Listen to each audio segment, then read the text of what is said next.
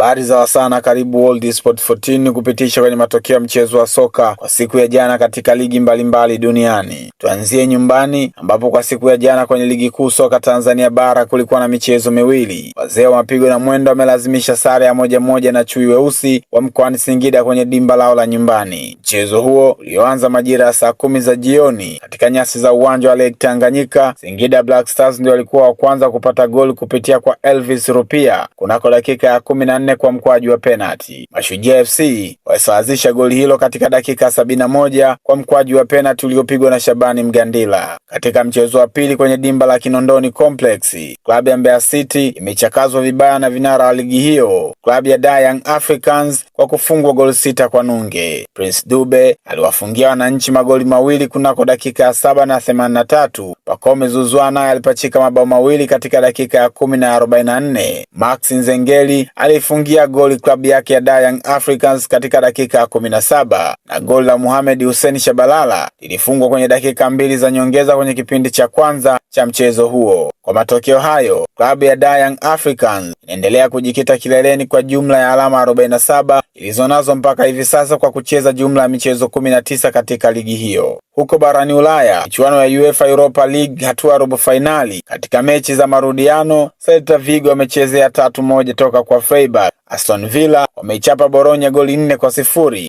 FC Porto wamekubali goli 1 bila majibu mbele ya North Forest, na Real Betis wakiwa nyumbani wamechapwa goli 4-2 na FC Braga. Na kwenye UEFA Europa Conference League, AZ Alkmaar wamesare 2-2 na Shakhtar Donetsk. Athens wameichapa Rayo Vallecano goli 3-1. Crystal Palace wamefungwa goli 2-1 na Fiorentina huko Italia, na Strasbourg wakiwa nyumbani wameibugiza FC Manzi 0-5 goli 4 bila majibu katika mchezo wa mwisho. Ni hayo tu kwa sasa. Kwa habari zaidi za michezo, tafadhali endelea kufuatilia World Sports 14. Kwa heri.